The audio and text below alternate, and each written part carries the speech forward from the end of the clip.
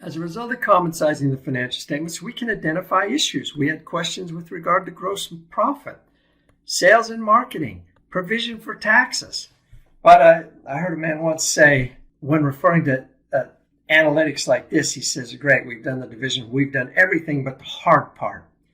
The hard part is to answer the why question. Why did these things happen? Now, to get the answer to the why, we got to go talk to people.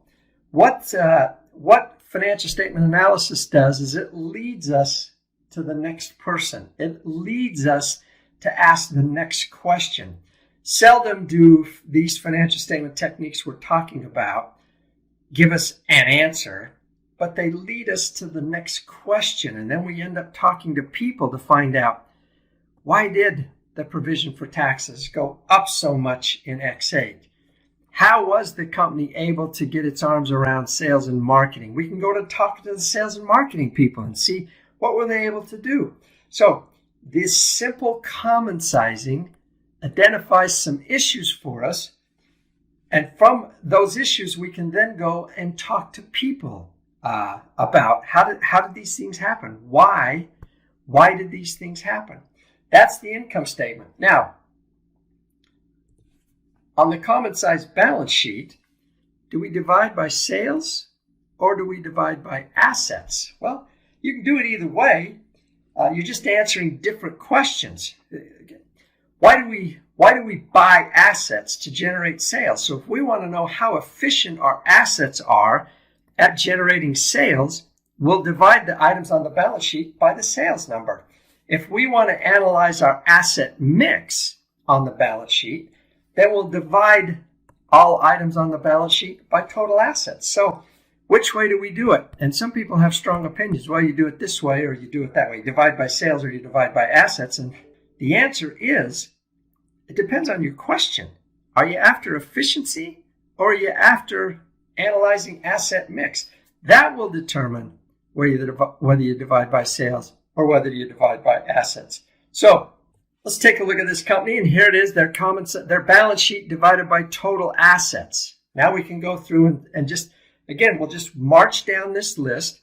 Notice different sizes, 286 versus 258 down here, but we common size the balance sheet so we can start to see items that we'll have more questions about. For example, our short-term investments went from 47 down to 42.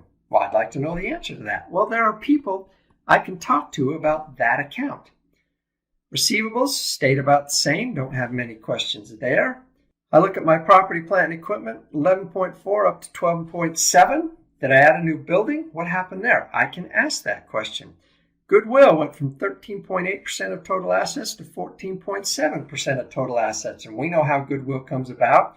You buy another company. Well, what companies did you buy? This comparison right here tells me I bought companies during that period.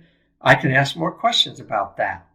So common sizing the balance sheet by total assets in this case allows us to compare across years. How did